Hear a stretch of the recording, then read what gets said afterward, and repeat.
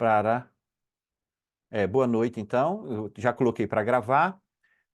Nós estaremos juntos, então, como eu estava dizendo, e nós vamos falar de um assunto que, para alguns, é mesmo apropriado, está mesmo na hora de falar desse assunto. E para outros está um pouquinho mais distante, mas será sempre útil para todos, tá? Nós vamos falar de análise qualitativa, tá? E uma introdução ao WebQDA. Naturalmente, nós não vamos ter tempo de ver minuciosamente tudo, mas o suficiente para que vocês possam iniciar os vossos trabalhos. E eu vou Professor, indicar... Oi. essa sua apresentação vai ficar disponível ou devemos printar à medida que o senhor apresenta? Não, eu vou colocar disponível não só a apresentação, como eu também vou colocar no meu canal, o tal canal no YouTube que eu estava te falando, que é esse aqui, ó, Resolver e Acelerar Análise Qualitativa. Se vocês forem lá, tem 400 inscritos, não, tem mais, esse print é antigo. E o meu objetivo é chegar a 5 milhões, tá? Então, divulgue. Eu gosto dessa piada, né? Porque é um canal técnico, não tem nada a ver com o YouTube. Eu tive que me convencer disso, tá? Porque apesar de trabalhar com tecnologias há muitos anos, eu sempre abominei um pouco esse negócio de mídias sociais e de YouTuber, mas eu cheguei à conclusão, e vocês deveriam chegar a essa conclusão o mais rápido possível, que não é possível hoje ser professor plenamente sem as tecnologias, sem ter um canal no YouTube para expor suas ideias, tá? Então, hoje nós vamos falar sobre introdução à análise qualitativa com apoio do WebQDA. Vocês vão descobrir, quem não sabe ainda, por que o WebQDA, tá? Já vou falar a seguir. E eu vou remeter algumas coisas para o meu canal, que tem lá mais vídeos complementares a isso. Inclusive, um tutorial do software de análise qualitativa, o WebQDA, que está lá no canal e vocês podem fazer isso, tá? Quem me acompanhou na última palestra, no nossa sessão intensiva aqui, não é, no NASP, nós falamos de erros comuns de quem inicia a pesquisa qualitativa, não é? Nós falamos que um erro comum de quem está iniciando a análise qualitativa é não estudar análise qualitativa de dados no cronograma de pesquisa, não colocar isso no cronograma de pesquisa. Ainda bem que vocês estão aqui interessados, estão assistindo essa gravação, estão aqui presencialmente, para colocar isso como prioridade. Porque as pessoas geralmente descobrem isso muito tarde, lá naqueles momentos dos meses finais da análise qualitativa. E aí não tem uma visão geral sobre o que é análise na pesquisa qualitativa, não investir o tempo suficiente para se habituar com as tecnologias. Então, esta sessão é para incentivar vocês a se envolver um pouquinho de forma leve, mas já ir se envolvendo, alguns de vocês não tão leves, já colocando mão na massa, porque já estão em fase, então, de análise de dados, tá? Quando as pessoas não têm esse plano, não têm uma estratégia, nem sabem usar uma ferramenta, nem nada, comete esses erros todos aí que está na lista de uma vez só, elas geralmente vão pela intuição, pelas coisas que ela encontra nos livros e até mesmo nos canais no YouTube, que é usar alternativas não tecnológicas, como imprimir em folha de papel, fazer análise à mão, com lápis coloridos, não é? Uma tabelinha no Word ou um Excel colorido para fazer análise do que a gente chama de dados não numéricos e não estruturados, tá? Dados numéricos e estruturados, uma tabela com números, a gente usa um software de estatística. O Excel, por exemplo, o SPSS, ou o JASP, isso é um assunto para uma outra conversa, tá? Então, isso são erros comuns que eu falei nosso último encontro ali naquela semana. Eu dei uma palestra muito introdutória sobre isso e fiquei prometendo de mergulhar mais agora sobre o WebQDA propriamente. Você que está assistindo a gravação e nem assistiu essa palestra, no meu canal, no YouTube, tem uma palestra semelhante sobre erros comuns de quem inicia a pesquisa qualitativa. Então, o nosso objetivo é fazer uma introdução à análise qualitativa, você ter uma ideia de quanto tempo vai necessitar para estudar isso, estruturar isso, e ter uma visão geral, estruturadora, e desmistificar alguns preconceitos e algumas expectativas. O que nós queremos nesta noite, nesta 1 hora e pouco aqui que nós vamos estar juntos? tentar responder da melhor forma possível, não de forma exaustiva, estas perguntas, não é? Quais os desafios da pesquisa qualitativa? Quais os desafios dos softwares para análise qualitativa? O que é que eles fazem? E mais importante, o que é que eles não fazem? Tá? Muitas vezes a gente tem que descobrir o que é que eles não fazem. Tá? Por onde começar? Inclusive vamos falar um pouquinho sobre inteligência artificial também, porque algumas pessoas já imaginavam no passado e agora mais ainda, né? Que o software tem inteligência artificial suficiente para substituir tudo que você faz. Inclusive, a coisa mais importante de um pesquisador, que é a reflexividade. Sobre a pesquisa qualitativa, análise e a reflexividade, eu tenho aqui uma live que eu fiz há algum tempo atrás, acho que foi o mês passado, sobre isso, tá? Porque a inteligência artificial não vai abalar a análise qualitativa, nem vai substituir os pesquisadores e os professores. Assistam essa outra live, que é a análise qualitativa e a reflexividade, tá? Que é necessário para um pesquisador, para um analista qualitativo, como vocês serão, tá? Ao terminar esse mestrado. Então, essas são as perguntas, tá? Que nós vamos tentar responder. Nós vamos falar do WebQDA, como resolver e acelerar o processo de análise qualitativa com apoio do software WebQDA. Inclusive, é o tema do meu canal no YouTube, não é? Vão lá, se inscreve, tá? Deixa um like, essas coisas do YouTube. Eu adoro isso, não sei por quê. Bem, vamos conversar, né? No final do dia, né? Tem que ser assim, tem que ser divertido para que vocês possam estar aqui comigo. Olha, quando a gente pensa em pesquisa, investigar, pesquisar, geralmente, por causa da nossa formação, da nossa educação básica, nosso ensino superior, os modelos que nós temos na cabeça, eu já tenho isso por experiência e por pesquisa também, são modelos mais positivistas, tá? Ou seja, modelos mais experimentalistas, observação, que implica argumentos matemáticos e estatísticos. Eles são muito bons, os argumentos matemáticos e estatísticos, só que eles não respondem a todas as perguntas, tá? Tem perguntas que a investigação, que os números, por exemplo, na educação, a maioria de vocês estão me assistindo aqui é da educação, mas mais na área de saúde, em qualquer outra área, tem problemas que nós aplicamos um questionário, uma escala, não é? De múltipla escolha, uma escala até validada para uma amostra representativa de uma população, e nós tiramos ilações disso. Eu não quero me aprofundar muito nisso, poderia falar aqui mais meia hora sobre isso, entre quais são as vantagens e desvantagens do qualitativo e do quantitativo. Mas nem todas as perguntas de pesquisa são respondidas dessa maneira, tá? E cada vez mais os pesquisadores têm descoberto que, para lá da quantidade, a qualidade, ou seja, o texto, o discurso, a observação, ela traz respostas a perguntas diferentes. Não é melhor nem pior. Tanto é que hoje nós falamos dos estudos mistos e cada vez mais valorizando o qual e quant, como a gente chama no Brasil, né? Ou os estudos mistos, qualitativos e quantitativos.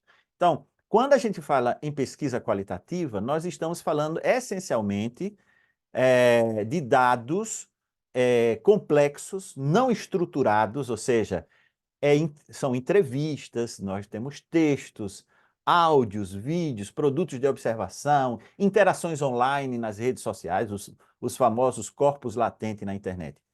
E muitas vezes são justamente esse tipo de dados que nos ajuda a responder melhor as nossas questões de investigação e não propriamente os dados numéricos estruturados vindo de uma escala de questões fechadas de múltipla escolha, ok? Então, a educação, a saúde, a sociologia, a antropologia, muitas áreas têm percebido, umas mais, outras menos, que não podem, por exemplo, estudos na área de medicina, não podem dispensar os chamados métodos qualitativos, tá? Então, antigamente, há 20, 30 anos atrás, se dizia, professor fulano é especialista em métodos quantitativos. E o outro professor é especialista em métodos qualitativos. Hoje é solicitado dos pesquisadores que sejam especialistas nas duas coisas. tem que chutar com os dois pés, não na mesma, no mesmo momento, né? Senão você cai no chão. Mas você precisa compreender o qualitativo e o quantitativo. Mas quais são os desafios da investigação, da pesquisa qualitativa? Hoje, os desafios são muitos, tá? Porque quando se falava, algumas décadas atrás, em pesquisa qualitativa, se falava essencialmente de entrevistas. Ah, fez pesquisa qualitativa, então fez entrevistas. Não. Hoje nós temos uma diversidade de contextos, contextos presenciais, contextos online. Nós temos uma facilidade imensa de gravar, tirar fotografias. Então, análise de imagens de sala de aula, imagens de uma recepção de um hotel, de um hospital, de uma escola, elas são diversidade de contextos de pesquisa e diversidade também de formatos de dados, né? Só aqui eu falei, né? Em texto, em áudio, em vídeo e tudo mais. E isso vai gerando uma grande quantidade de dados. A quantidade de dados hoje em dia disponíveis para você analisar é simplesmente assustadora, tá? Por quê? Porque as tecnologias nos proporcionou isso. Nós temos os desafios, por exemplo, da articulação das metodologias com as tecnologias quantitativas, chamados métodos mistos. Nós temos uma complexidade cada vez maior de triangulação da análise, tá? Para que aumente o rigor e a sistematização. Existe, eu não tenho tempo também de falar disso aqui, uma falsa acusação de que a pesquisa qualitativa ela é meramente opinativa, não tem poder científico. Mas na investigação qualitativa nós queremos fazer ciência, ciência profunda e sistemática, tá? Então é muito importante que vocês compreendam isso. Não existe fazer investigação qualitativa sem os pressupostos científicos de rigor e sistematização, como em qualquer outro método, tá? Nós trabalhamos cada vez mais em grupos multidisciplinares e internacionais. Saiba que na sua dissertação de mestrado, por exemplo, você tem um grupo. É um grupo pelo menos de dois, você e o orientador. E esse orientador te ajuda a validar o seu processo de análise, tá? São os processos de validação. É como se fosse um processo de auditoria que faz validação dos processos e dos resultados. Ou seja, hoje as pesquisas, as revistas, os lugares onde nós publicamos ciência, exigem cada vez mais transparência e validação desses processos. Por quê? Porque os softwares como o WebQDA dá condição cada vez mais dessa transparência, tá? Nós temos o desafio também na investigação qualitativa da integração das tecnologias em todas as fases da investigação, tá? E, mais recentemente, embora que isso é um desafio mais antigo, nós falamos isso há mais de 15 anos, é a integração da inteligência artificial na validação e confiança da pesquisa qualitativa. Sobre isso, também lá no meu canal, eu também tenho um blog, eu esqueci de dizer, eu tenho um blog, analisequalitativa.blogspot.com. De vez em quando a gente vai publicando uns artigos, umas coisas, e eu, no blog, comento sobre o artigo e deixo lá o link para vocês fazerem download, ou se tem um texto específico, onde eu tenho um vídeo, aqui neste vídeo, que está no canal e está aqui no blog também o link, eu especulo um pouco sobre se é possível usar inteligência artificial para análise qualitativa. Os softwares do mercado, como o mais usado, o NVivo, o Atlas e etc., têm corrido atrás disso. Isso é um caminho sem volta, tá? Nós também, com o WebQDA, queremos introduzir a inteligência artificial. Mas, como eu disse para vocês, a inteligência artificial não vai substituir o pesquisador, porque a inteligência artificial não é reflexivo. Ele não tem consciência, então não vai substituir o pesquisador reflexivo. O pesquisador mecânico, como o professor mecânico, também é capaz de substituir, tá? Em algumas tarefas. Claro, a inteligência artificial não vai superar a reflexividade, o pensamento crítico do pesquisador, mas um pesquisador que domina a inteligência artificial, ele vai substituir o pesquisador que não domina a inteligência artificial, tá? A história do homem mais uma máquina é superior a um homem sozinho, sem a máquina, né? Então, tudo isso, nós temos desafios para um software de análise qualitativa, os chamados Qualitative Data Analysis Software, os QDAs, né? Daí vem o nome Web QDA. Web QDA porque o web na internet, já vou falar do Web QDA propriamente disso, tá? Propriamente dito. Ou seja, o software hoje ele precisa possibilitar o trabalho direto com diversos formatos e tipos de dados. No passado, a gente só conseguia trabalhar com dados de texto, tá? Então você tinha que transformar tudo em texto para colocar no software. Eu sou dessa época que o software de análise qualitativa só trabalhava texto, não trabalhava imagem, vídeo, não trabalhava som e etc, tá? Esse software precisa ter robustez para tratar com grande quantidade de dados, porque cada vez é mais fácil tirar fotografia, gravar e tal, e obter contextos de observações, etc, né? Esse software também precisa possibilitar maior flexibilidade na execução das tarefas, possibilitar o trabalho colaborativo em grande e pequenos grupos, tá? Então, aumentando a transparência, então o WebQDA proporciona tudo isso, tá? Porque você pode estar com o projeto online e partilhar, através de uma autorização com senha, a quem você deseja que tenha acesso ao seu projeto. Só como visualização ou como edição também, numa equipe que codifica as coisas juntos, que faz as coisas juntos, tá? Esse software precisa ser também simples de ser usado para diminuir a chamada curva de aprendizagem. E aí vem um alerta muito importante que eu gostaria de fazer a todos vocês, tá? A curva de aprendizagem mete medo. Nesta fase, vocês não sentem a pressão da análise. Mas, por favor, não tenham medo. Façam, eu vou dar o caminho das pedras nessa aula de hoje, para vocês já darem o primeiro passo nessa curva de aprendizagem, tá bem? Então, um software simples como o WebQDA, a curva de aprendizagem é menor. Um software como o NVivo, por exemplo, é um software excelente. Antigamente ele era mais complexo. Aqui está as telas de evolução deles, tá? Essa primeira versão aqui era do Nudist, do antigo Nudist. Essa primeira tela aqui que eu estou afastando, essa aqui, ó, que eu estou mexendo, só trabalhava texto. Esse Nudist virou esse aqui, que era o NVivo 7, era bem complexo, cheio de botão. E essa aqui é a nova versão, mais simples, mais bem estruturados. Eu acho que eles andaram se inspirando no WebQDA, e eu sinto isso, tá? Não posso provar nada disso.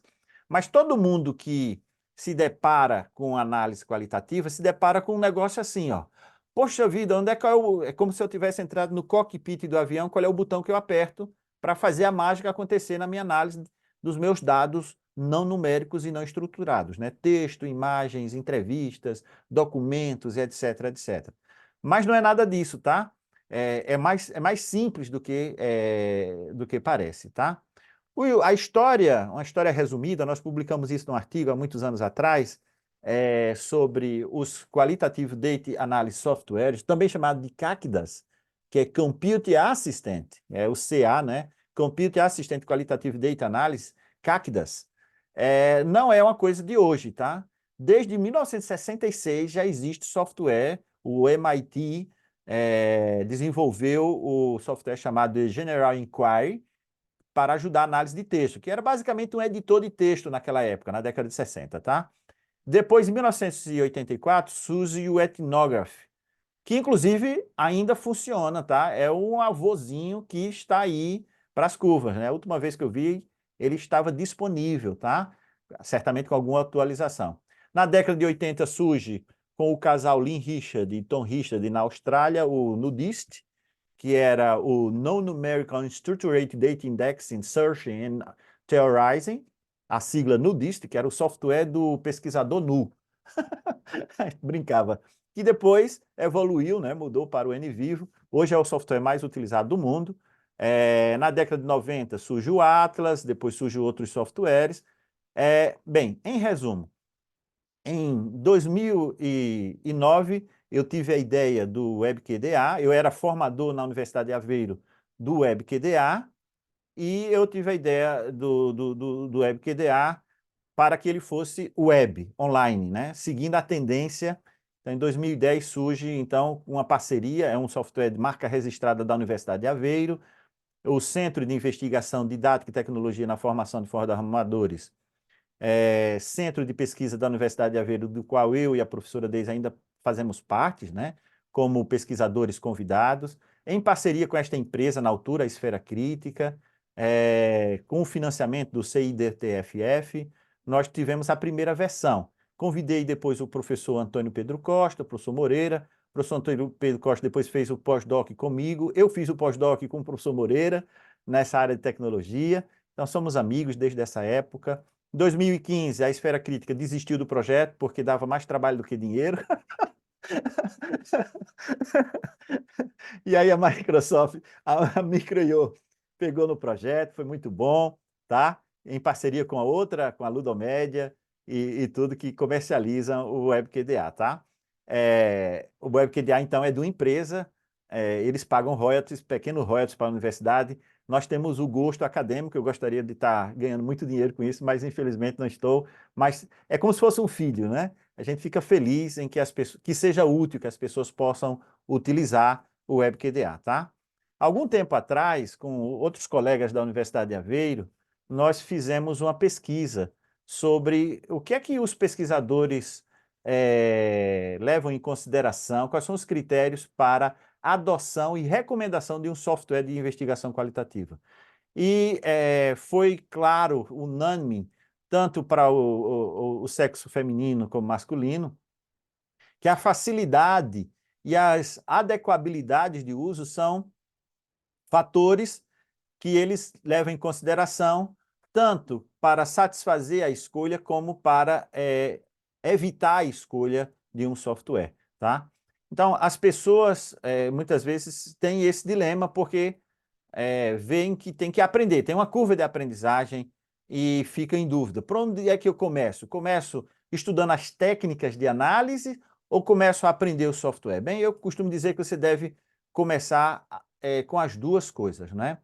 Eu fiz uma pesquisa agora recente aqui no Brasil com vários grupos de pesquisadores da área de educação, saúde, principalmente. Educação e saúde foram os que mais responderam, quase 300 pessoas responderam sobre quais são as técnicas de análise qualitativa mais utilizadas. E eles colocaram aqui, ó, no topo da lista, análise de conteúdo, tá? Análise de conteúdo, que técnica e método conhece de análise qualitativa? E, claro, e depois o livro da Bardin, né? A francesa que escreveu um livro na década de 70, que é um livro excelente, eu tenho ele aqui, eu sempre tenho ele aqui para mostrar, é o livro Análise de Conteúdo da Laurence Bardin.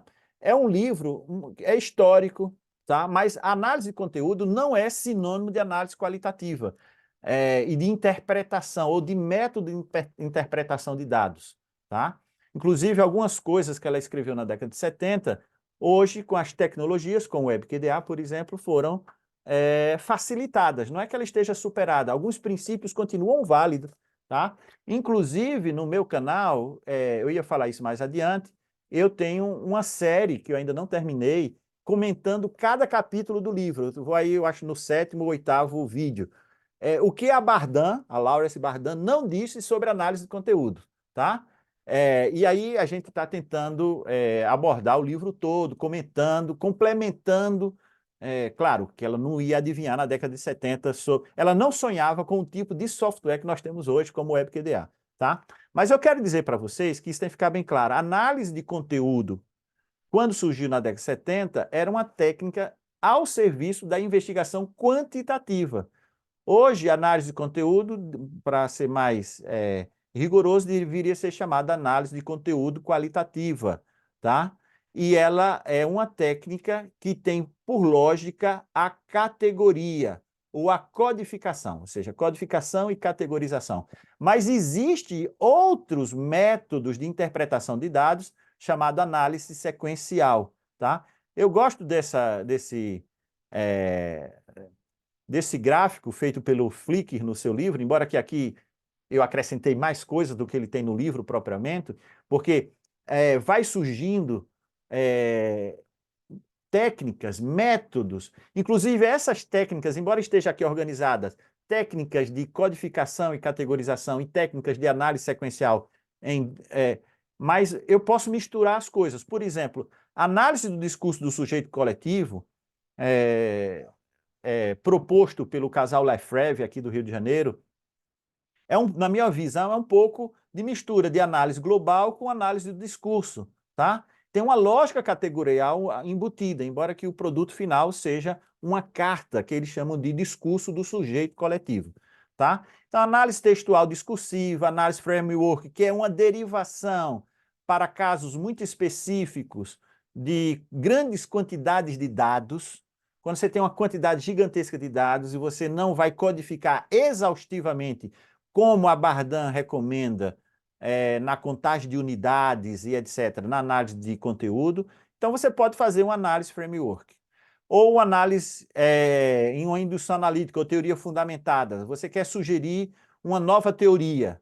Ó, que coisa, né? Não recomendo isso no mestrado, porque tem todo um processo, né? Da década de 60,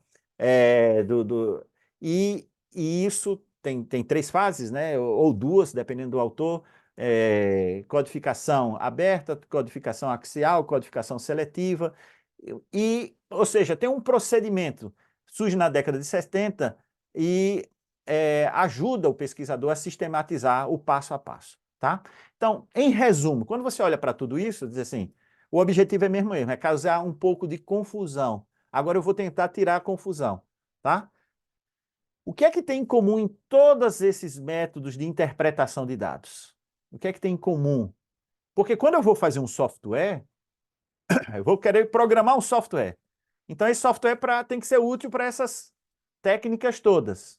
Seja o pesquisador A, da área de saúde, de educação, seja de que área for. Então, qual é a técnica que eu vou escolher? E o meu software vai ser só... Tem software que é só para fazer determinada técnica, tá? Tem software, mas a gente quer criar um software que seja útil para todas. Então, eu tenho que encontrar os elementos transversais do ponto de vista técnico, tá? Então, vamos pesquisar isso. O que é análise de dados na pesquisa qualitativa? Você fez a sua pesquisa do seu mestrado, você fez entrevistas, por exemplo. Vamos pensar no caso clássico de entrevistas, tá? Então, você tem aquelas entrevistas todas, imagina 10 entrevistas, cada entrevista com 10 páginas, você tem, depois de transcritas, né? Isso é outra conversa, a gente pode falar sobre isso. Eu tenho um vídeo lá no meu canal só falando disso, transcrição. Na hora que a gente transcreve, sai do áudio para o texto, nós já estamos começando a análise. O que é necessário fazer a transcrição? Isso é uma conversa para outra. Ou vocês podem assistir o vídeo que já está gravado lá no canal também. Eu adoro essa minha fala de remeter essas pontas para coisas que já estão gravadas, tá? Então, quando a gente tem essa quantidade gigantesca de dados, 100 páginas, não é 100 páginas de um romance, é 100 páginas de análise profunda, o que é que eu faço? Então, eu quero organizar esses dados.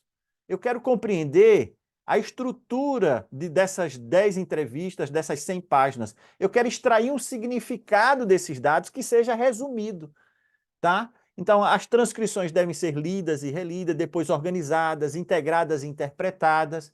E o desafio é a redução dos dados para fins de relatos, tá? Então, essa aqui é um dos objetivos da análise de dados. Ou seja, eu não vou obrigar o leitor da minha dissertação de mestrado, do meu artigo, a ler 100 páginas para compreender as conclusões que eu cheguei. Assim, podemos dizer que a análise qualitativa é um processo de investigação, interpretação, redução e ordenação dos dados para alcançar a descrição e a explicação de um fenômeno. Tá bem? Então, a análise qualitativa é bem desafiante e ela tem muitas dificuldades, tá? Geralmente, o corpus de dados não estruturado é difuso e complexo. Em entrevista, as pessoas falam, divagam, depois voltam para o assunto, e etc. É difuso e complexo. Muitas vezes eu tenho que ler nas entrelinhas, isso já vamos falar sobre isso. Não existe regras claras e largamente aceito no meio dos pesquisadores de como analisar os dados não numéricos não estruturados. Apesar de existir várias técnicas, vários métodos de interpretação, os mais utilizados são baseados na codificação e na categorização, que é o que a gente faz em biologia para categorizar as plantas, né? Fazer o que a gente faz em física para arrumar na tabela periódica, arrumar subpartículas atômicas em física, etc. Então, apesar de tudo isso, não existe uma maneira assim, clara, olha, você faz isso, depois faz isso, depois faz isso. Porque dependendo do dado, do contexto, pode ser mais para a direita um pouquinho ou mais para a esquerda. Ou seja, no geral, nós falamos sempre de abordagens gerais que necessitam ser sempre contextualizadas para cada projeto de investigação. Ou seja, a análise qualitativa é feito sapato feito à mão. E nós valorizamos o sapato feito à mão, não é?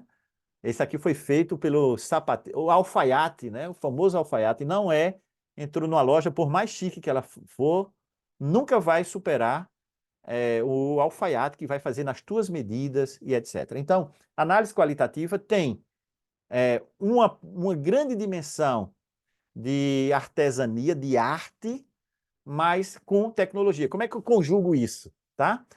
Então, geralmente nós falamos de operações básicas e particulares à codificação e transversais a tudo isso, tá? Vamos nos deter a uma única técnica. Então, uma técnica, análise de conteúdo qualitativa, da Bardin, por exemplo, é uma técnica de codificação com base numa estrutura ou sistema de categorias, tá? Onde eu defino a priori ou a posteriori, lendo os dados, cada código e subcódigo, que a gente chama de sistema de análise, e eu crio definições de regras de codificação e de interpretação. É possível definir instruções para vários codificadores. Então, quando eu vou fazer a técnica de análise de conteúdo, tá? Ela é mais sistematizada, mas não existe só isso que é preconizado pela Bardin. Eu posso ter pelo menos 3 tipos de análise de conteúdo qualitativas diferentes. Eu posso ter uma análise de conteúdo sintetizadora, se o seu objetivo for esse. Eu posso ter uma análise de conteúdo explicativa, se seu objetivo for explicar um fenômeno. E eu posso ter uma análise de conteúdo estruturante. Sobre isso eu também tenho um vídeo que eu falo exaustivamente sobre isso. Esse é o esquema geral de análise de conteúdo que a Bardin apresenta no seu livro, tá? Primeiro você terminou de fazer a entrevista, vamos pensar sempre por um momento, não é só entrevista, análise qualitativa, em entrevistas, tá? Então você faz uma pré-análise, você recolhe os dados, você transcreve e tal. Depois você começa a pensar nas dimensões de análise. O que é que eu queria saber? As próprias questões de investigação, os objetivos, tá? Me ajuda a definir o que a gente chama de dimensão de análise, tá? Isso tem a ver fortemente com uma coisa que eu chamo de matriz de coerência interna 2. Geralmente, vocês me ouvem falar na disciplina de metodologia, ou a professora Deise ou a professora Helena, falando da matriz de coerência interna 1, tá? Mas nós vamos falar, eu acho que mais adiante eu chego a mostrar um pouco da matriz de coerência interna, tá? A matriz de coerência interna nada mais é do que essa tabelinha aqui, ó, tá? Uma coluna as questões de pesquisa, outros objetivos de pesquisa, depois o corpus de dados. O que é que você tem para alcançar esse objetivo 1 e 2?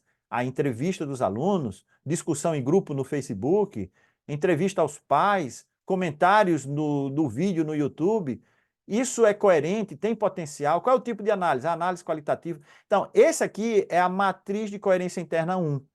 Mas quando a gente vai começar a análise, são 3 tipos de matriz. Matriz de coerência interna 1, 2 e 3, tá? Que está nesse livro e também está num artigo que depois nós fizemos uma versão em inglês, eu posso dar acesso a vocês. Também eu tenho um outro vídeo que eu explico melhor a matriz de coerência interna 2 e a 3, tá?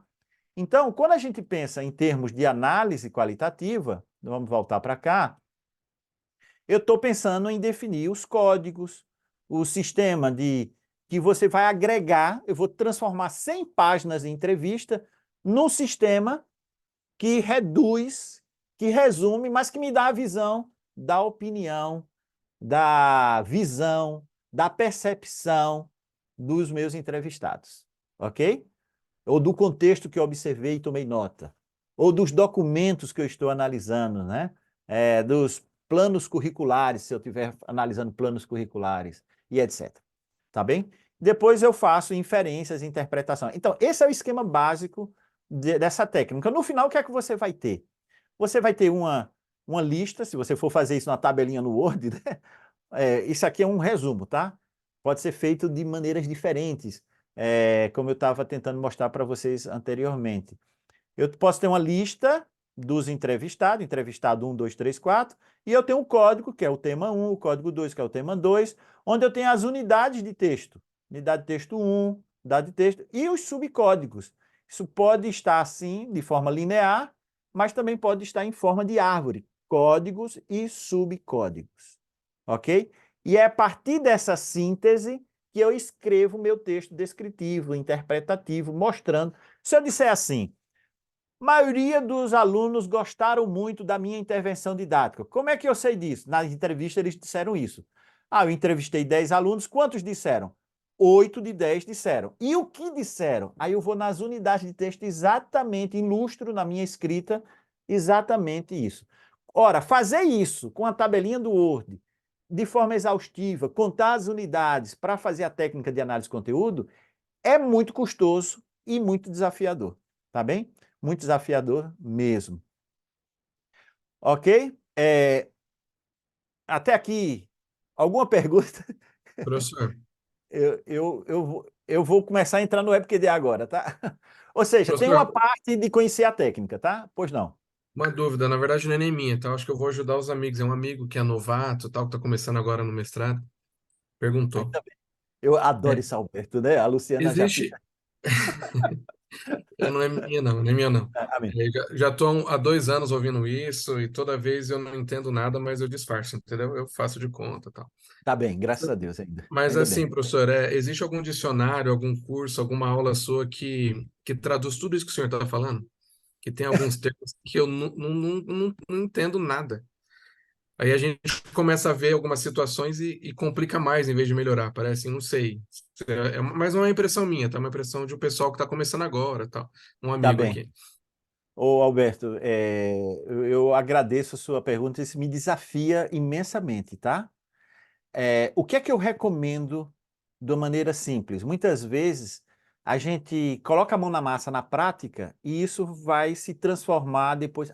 Então era isso que ele dizia naquela época. Entende? Então, eu vou entrar, por exemplo, um termo, sistema de análise. Vamos termo por termo. Sistema de análise. Quando eu digo assim, eu vou construir na análise qualitativa, eu tenho 10 entrevistas, cada entrevista 10 páginas, eu tenho 100 páginas. E eu vou ter que resumir isso num sistema de análise. E esse sistema de análise pode ser em forma de árvore, certo?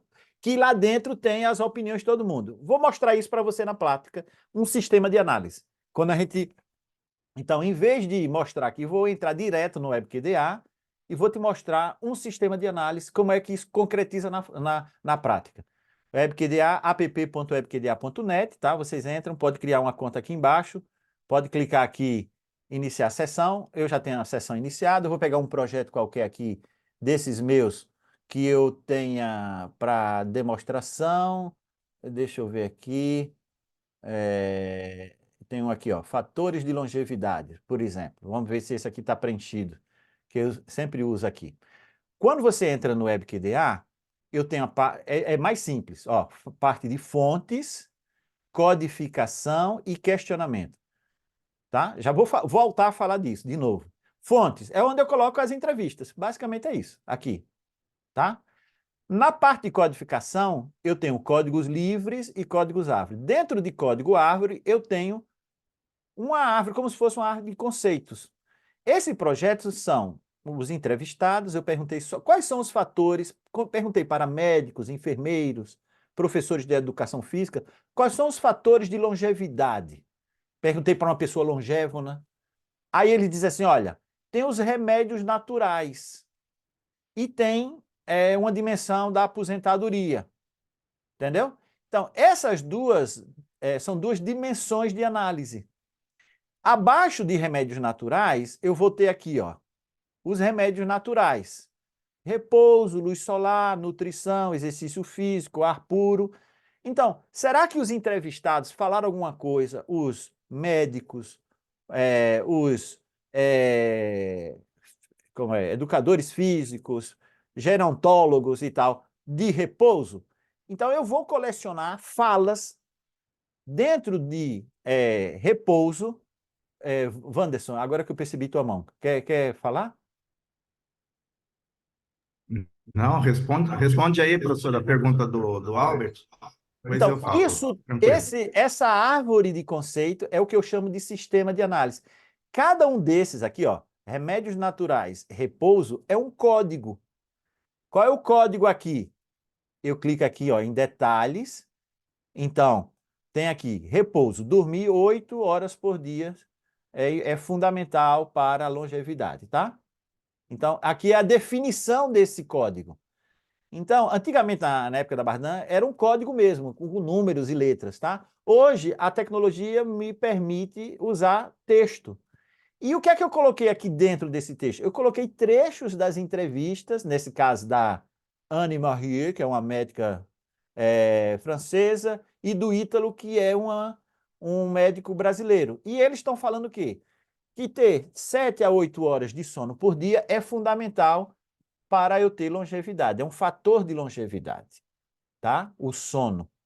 Então, esse sistema que a gente está chamando de código-árvore é um sistema de análise.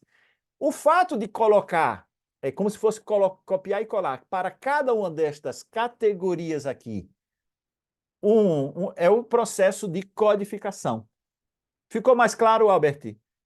Eu peguei 2 conceitos só, codificação e sistema de análise.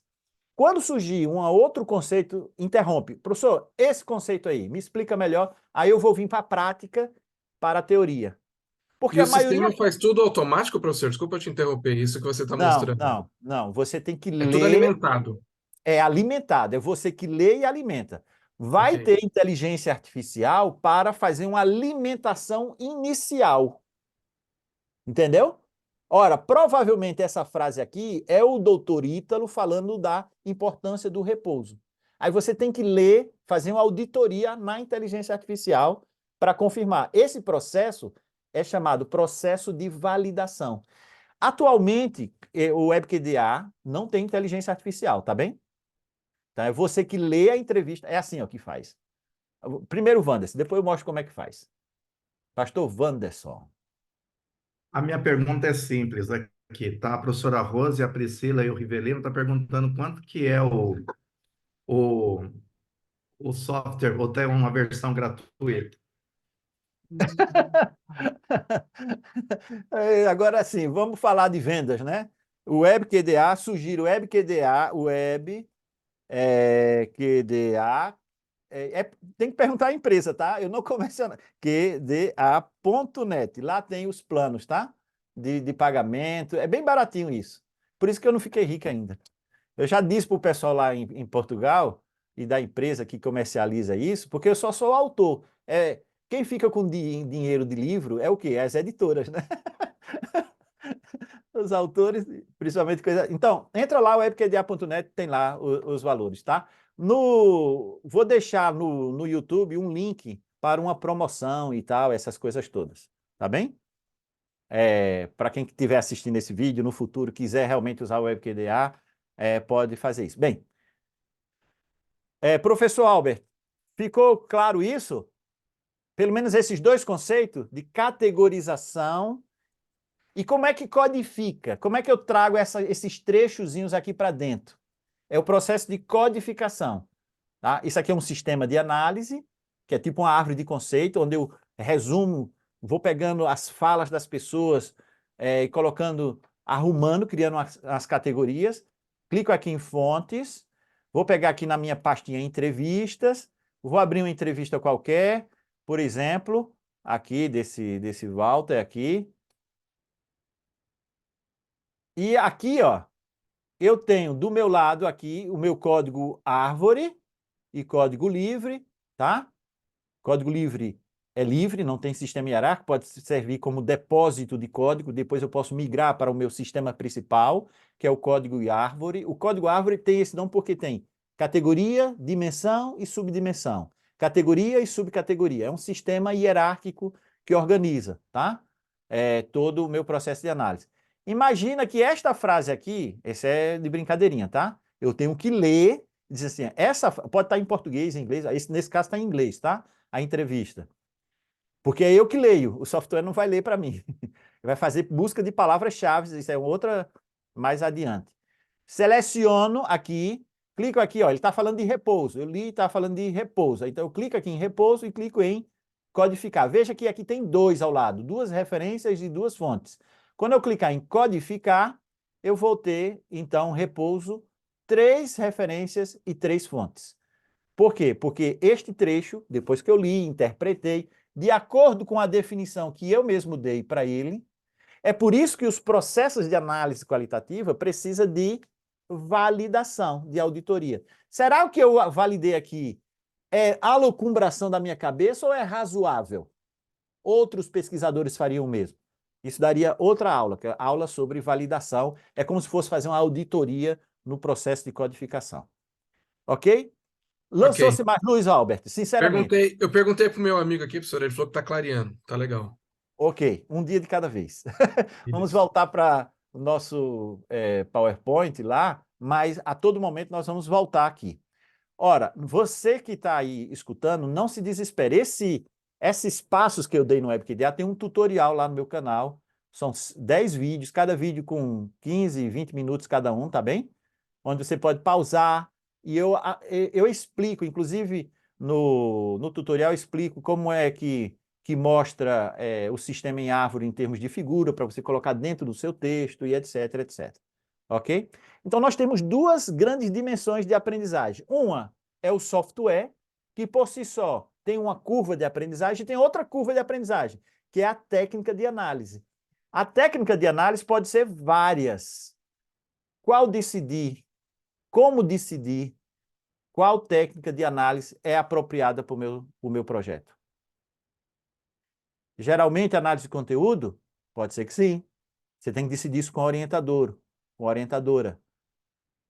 Ou eu preciso só fazer uma codificação temática, é o suficiente. Por exemplo, codificação temática é ótimo para questões abertas de questionário. Sim, o WebQDA ajuda você a codificar de forma rápida, inclusive bem automático, tá? Tem um vídeo aqui que eu explico como importar questões abertas de questionário do Excel diretamente para o WebQDA, e ele ajuda no processo de codificação. No final, você tem que ler e codificar, tá? Você tem... Por quê? Porque mesmo a inteligência artificial codificando para você umas falas em cada uma das categorias ou códigos, ela não tem reflexividade. É você que tem que dizer se aquilo faz sentido ou não. Por exemplo, a gente vai no chat GPT. A gente não pergunta as coisas ao chat GPT? Não pergunta? Depois você não tem que ler para saber se aquilo tem sentido, se aquilo tem lógica, ou aquilo ali é um completo disparate. Quem é que pensa que aquilo serve ou não serve, que aquilo... E de vez em quando não, de vez em muito, né? A inteligência artificial comeu bola, né? Ou diz coisas erradas até. Ou diz uma coisa que não tem nada a ver conosco, tem que ter cuidado com ela. A inteligência artificial aplicada nos sistemas de análise qualitativa ainda vai ser a mais complexa ainda, porque ela não substitui a reflexividade do pesquisador. Mas como é que eu escolho, professor? Bem, eu escrevi com a professora Deise esse e-book, tá? Vocês podem ter acesso a esse e-book. Esse e-book é um PDF gratuito que vocês podem ter acesso. Eu vou colocar depois o link para vocês descarregarem. Ele te ajuda. Eu tenho esses passos nesse e-book, tá? Eu estou apontando para o e-book porque eu não vou gastar tempo explicando cada um deles, tá? Uma lista de controle para a escolha de um método de interpretação e validação da sua pesquisa, da sua aplicação na sua pesquisa. Primeiro ponto, só vou falar do primeiro. Então, questões de pesquisa. O método de interpretação e sua aplicação dirige-se aos aspectos essenciais da questão de pesquisa. Ora, se você quer saber apenas a quantidade de opiniões de uma maneira mais temática, então faz uma codificação temática é o suficiente. Se você quiser apenas uma síntese, mas não, eu quero mais, eu quero uma codificação mais interpretativa, eu quero ler as entrelinhas. Talvez você precise de uma análise de discurso, uma análise de conteúdo explicativa. Então, aqui são 9 sugestões, né? Para que você possa escolher junto com o seu orientador da melhor maneira possível. Nesse e-book eu falo de algumas técnicas e para ajudar esse processo, tá? De etapa. Hoje, os tipos de dados que nós temos disponíveis são muitos, tá? E você tem ideia do volume, a quantidade de dados, número de páginas que necessita? É importante que você faça essa análise, tá? Eu vou começar a análise. Eu posso começar já quando eu tiver a primeira entrevista, tá? A maioria dos pesquisadores não tem ideia. É por isso que é importante fazer a tal matriz de coerência interna 2. Porque a matriz de coerência interna 2 tenta relacionar os seus dados, a quantidade de dados, e se eles são suficientes, e se eles são profundos o suficiente para para responder às questões de pesquisa e alcançar os objetivos. Ok, Francisco B. Ufa! Vamos falar do WebQDA agora, diretamente. Eu vou agora abandonar um pouco isso. Qual é o grande problema do WebQDA e de todos os softwares? Porque nós temos muitas técnicas. Mas nesses 20 anos que eu lido com isso, né, desde que eu era formador lá em Portugal, na Espanha, no Brasil, do NVivo e agora do WebQDA e etc., eu fui percebendo coisas transversais. E essas coisas transversais eu transformei isso num método que ajuda o pesquisador, seja qual for a técnica que ele escolha. Então, eu tenho quase que a petulância de dizer que se você compreender a estrutura do WebQDA e fizer aquele tutorialzinho ali, você vai encontrar os elementos essenciais, aquele tutorialzinho que eu tenho lá na página, né? Os vídeos. Você vai ter a essência dessas 3 etapas de análise qualitativa. Essas 3 etapas conjugadas com as 3 matrizes de coerência interna, matriz de coerência interna 1, matriz de coerência interna 2, matriz de coerência interna 3. Matriz de coerência interna 1 é aplicado na fase 1, que corresponde ao WebQDA às fontes. Matriz de coerência interna 2 é aplicada à fase 2, que corresponde no WebQDA à codificação. Codificação é aquele negócio dos códigos árvores e tal. Depois, eu não falei ainda, não se preocupem. A matriz de coerência interna 3, eu vou precisar de outra live para vir falar dessa 3. Tem a ver com questionamento. É por isso que eu estou chamando esse método de análise qualitativa questionadora integradora, que dá uma sigla chamada AQUI. AQUI é uma técnica que articula técnicas de interpretação de dados, de codificação, com o software, tornando ele simples. Ok? Então, quando você entra no WebQDA, ele tem 3 partes só. Fontes, codificação e questionamento. Essas 3 partes elas vão estar articuladas. Quem é que vai articular? Elas estão isoladas. As fontes não tem nada lá dentro, você tem que colocar, né? As entrevistas, as anotações de campo. Você tem que colocar nas fontes os seus dados. E você pode colocar isso já desde a revisão da literatura, tá? Tem lá um vídeo explicando como eu uso o WebQDA para fazer revisão sistemática da literatura. Eu sei que vocês têm uma tarefa dessa aí na disciplina, quem está fazendo a disciplina de pesquisa em educação. Então, você coloca lá as fontes. Depois, eu tenho que ligar as fontes e da interação dessas 3 áreas, eu tenho os elementos para a escrita de resultados na análise qualitativa, tá? Então, mas como é que se procede isso? Eu tenho, primeiro, uma grande fase de configuração do projeto. O que é essa configuração do projeto? Eu dando para o sistema, para o WebQDA, informação estruturada, informação pensada, lida e codificada, como eu fiz agora recente, através do chamado procedimento de codificação, ligando as fontes com o sistema de codificação.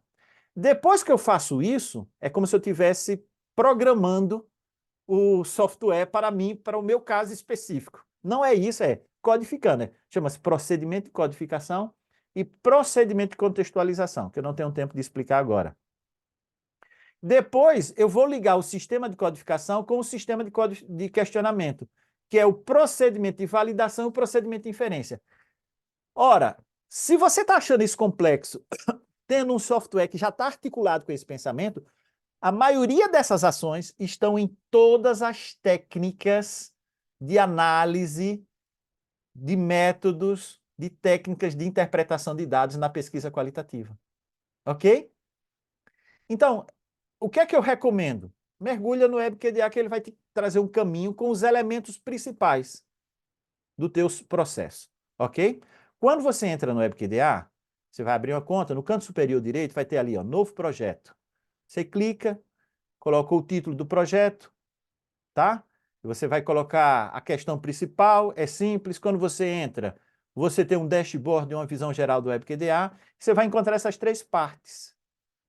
As três partes que conectam a parte técnica, metodológica, com a parte do software, técnica do software. Fontes, codificação, questionamento. Vermelho, azul, verde. Pode pensar até como se fossem etapas realmente, como eu falo aqui, né? Primeira etapa, matriz de coerência interna 1. Segunda etapa, matriz de coerência interna 2. Terceira etapa, matriz de coerência interna 3. Não se preocupe com isso, depois a gente tem que ter muitas outras. A visão aqui é só para vocês terem uma visão geral, ok? Aí eu começo nas fontes, só para que vocês entendam o PowerPoint. Depois vocês vão ter o tutorial também. Aqui eu vou importar os dados para aqui dentro. Aí eu começo a trabalhar com os textos no WebQDA. Professor, tá em tudo gravação em áudio. Eu posso usar a inteligência artificial para transcrever? Pode e deve. Vai facilitar. Só que você depois tem que ouvir e analisar se a transcrição está correta, porque vai vir erros.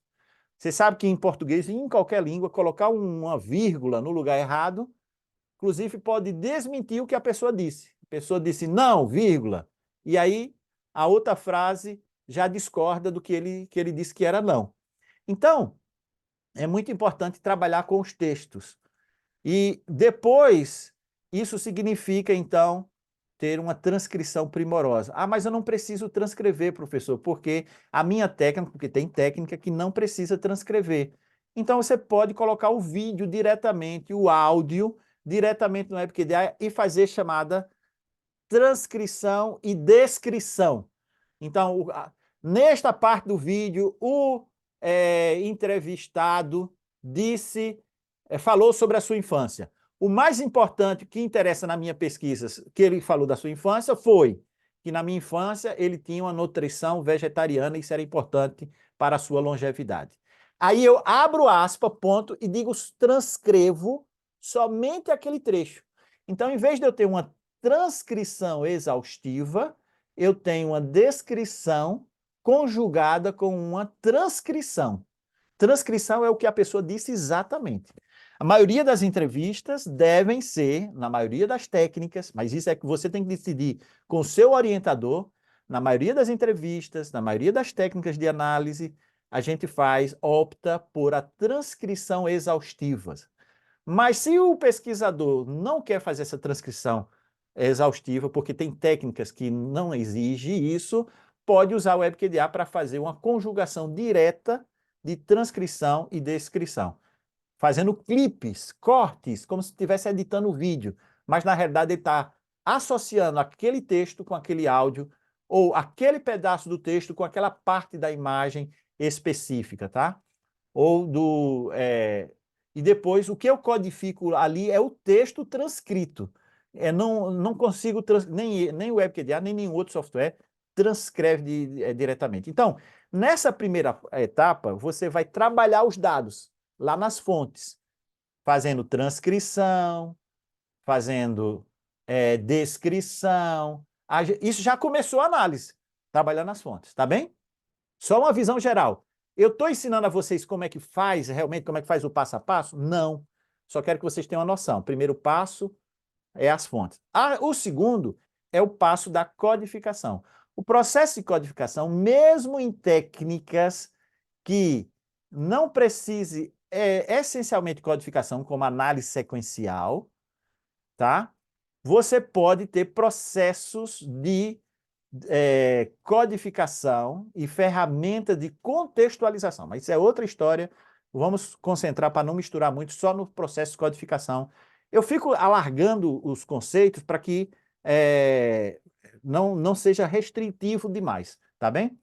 Então, eu posso criar 3 caminhos, entre vários, para criar os códigos. Primeiro, eu posso criar códigos que emergem dos dados, ou seja, eu li as entrevistas e eu sei que a maioria das pessoas falam que um fator fundamental para a longevidade é exercício físico. A pessoa que fez exercício físico a vida inteira tem a maior propensão a ser longevo, viver mais. De onde é que veio esse código chamado exercício físico? Veio da leitura, código que emerge da leitura dos dados.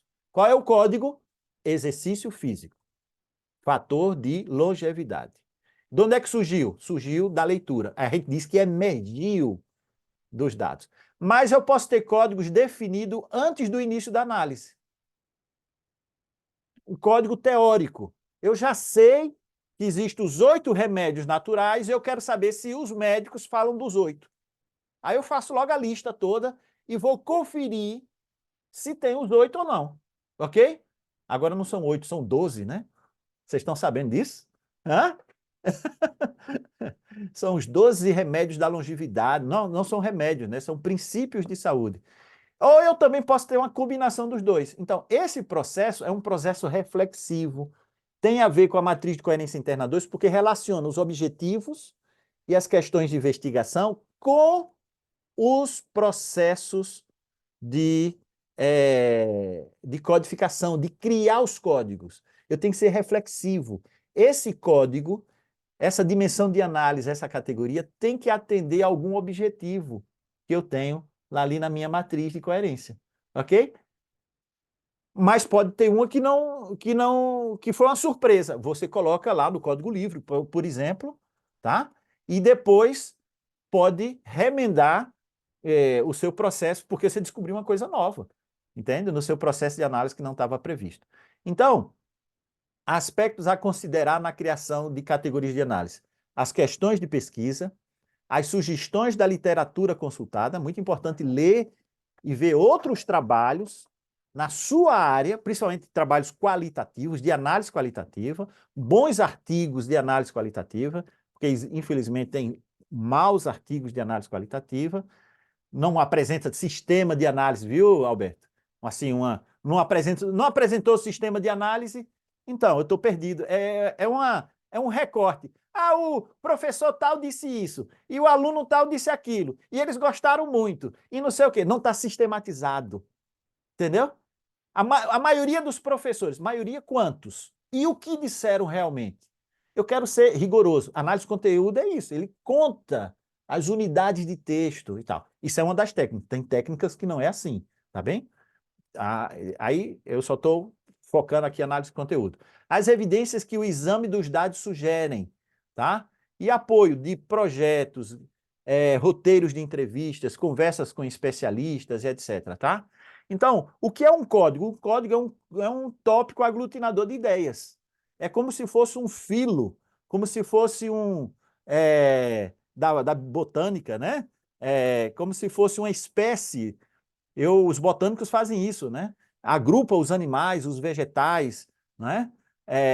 Eles organizam tudo aquilo, categorizam. Então, um código na educação, nas ciências humanas e sociais no geral, é um tópico aglutinador de ideias, né? O WebQD ajuda o pesquisador no processo de organização, contextualização e de categorização no processo inserido, tá? Bem, tem mais coisas por falar aqui, eu não vou falar disso. É aqui que se faz isso, tá? Na partezinha azul, tá? Isso tem a ver com a matriz de coerência interna 2, eu ia falar aqui da matriz de coerência 2. Tem 2 tipos de codificação, tem os códigos descritivos e interpretativos. Alberto, a propósito, numa próxima aula a gente poderia explicar isso. Depois que você codifica tudo, isso mostrando como é que codifica, como eu mostrei nesse instante para vocês, seleciona o texto, clica, codifica e etc. No final do processo, você vai ter o seu sistema de códigos interpretativos e descritivos com as unidades de texto lá. E com a identificação, do qual eu não falei para vocês, dos códigos descritivos, por exemplo, codificando o sexo de cada entrevistado, os tipos de documentos, a idade, etc. Depois de tudo isso feito, eu posso começar a terceira fase, que é a fase de questionamento. Eu posso fazer perguntas ao meu sistema e eu tenho um conjunto de ferramentas, no NVivo tem isso, no Atlas tem isso, no WebQDA tem isso, tá?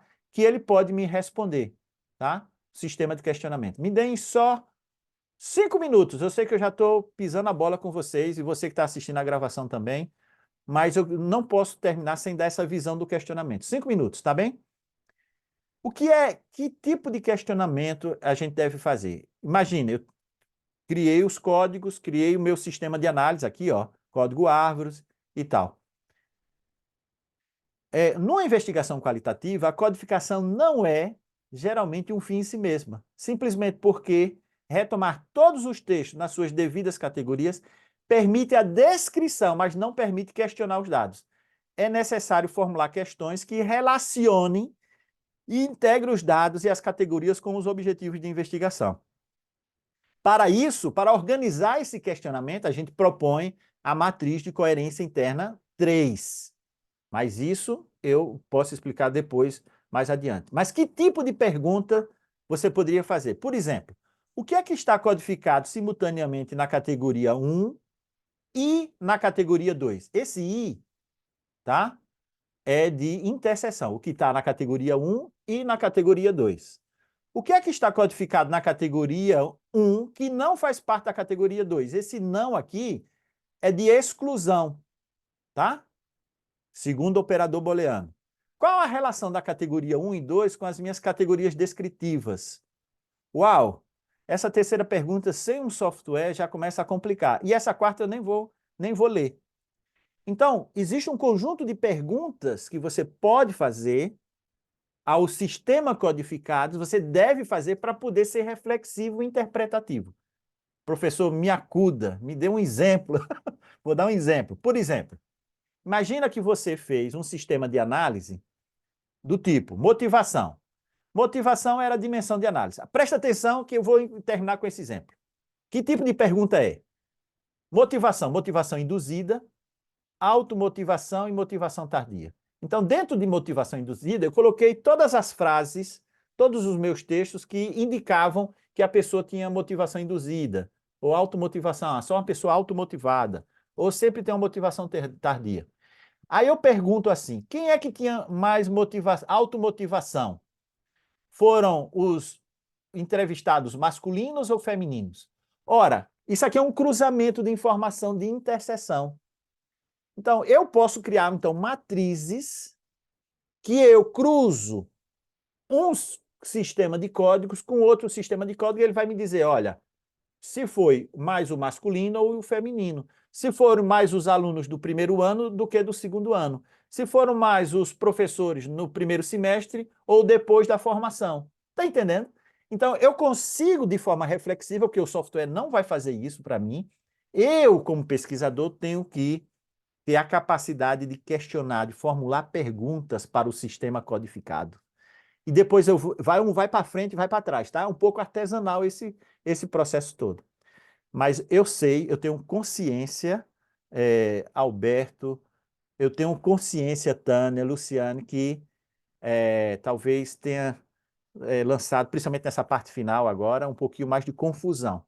Nós temos que marcar um outro dia, tá? Eu tenho lives que eu aprofundo isso aí, tá? No meu canal. Mas, quem sabe, colocando mão na massa, usando o WebQDA, usando o tutorial passo a passo, vocês vão conseguir compreender mais a teoria. A maioria dos meus alunos, nesses 20 anos, usando o WebQDA, compreende melhor a teoria depois, mas convém ler a teoria. A técnica que eu vou usar é análise de conteúdo. Então, lê um pouquinho o que é que se faz, o que é que a Bardan comenta no passo a passo análise de conteúdo. Aprenda o WebQDA e aí você vai conjugando as duas coisas, tá? Bem, eu quero agradecer a paciência de Jó, né? Eu ultrapassei um pouco aí o tempo, né? Já vai dar quase 9 horas, mas temos tempo aí para uma pergunta ou duas pontuais, na promessa que nós temos que articular um outro dia para a gente voltar, para eu aprofundar essa terceira parte, que é a do questionamento. Quem sabe repetir as outras que não ficou claro, né? Alguma pergunta? Comentários? Silêncio. Vocês já me deixaram sozinho há muito tempo. Tudo bem. Professor, isso aí não é de Deus, não, meu filho. Nós estamos aqui. O silêncio é reflexivo, professor. É, né? Ok. Ok. Mas vamos Ó, conseguir. Obrigada. Obrigada ó, pelas eu explicações. sei, eu sei. Veja, eu mexo com isso há 20 anos. Vocês têm calma, tá? Então, um dia de cada vez. O que é que eu sugiro para vocês? Faça o passo a passo. Vão lá no canal, faça aquele passo a passo do tutorial, somente para já. Tá bem? Pega um. Não precisa esperar os dados da sua dissertação, das suas entrevistas e tal. Faça uma experiência prévia.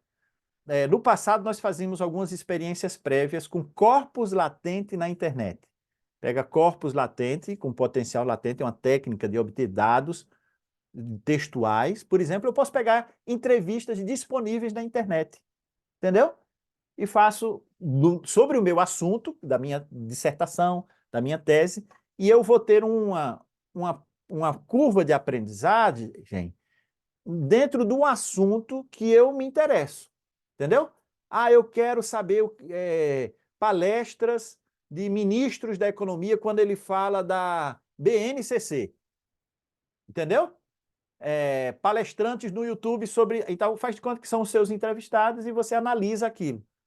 Inclusive, dá para publicar no Internet Latente Corporate Journal, que é uma revista, Qualis B1 e etc, etc, tá? Que é uma forma de aprender de forma útil, já produzindo alguma coisa. Se você já tem a sua primeira entrevista, questão aberta de questionário, já tem algum dado, melhor ainda, porque você faz as coisas juntas, a linha de aprendizagem com os seus dados já, tá bem? Mais alguma pergunta? Podemos encerrar, então? Então, vamos encerrar. Eu quero agradecer a atenção de vocês. Foi 5 estrelas. Depois revejam a gravação e depois mandam para mim os termos que vocês não compreenderam e eu vou ter todo o gosto, tá bem? De falar com vocês. Para mim foi uma alegria.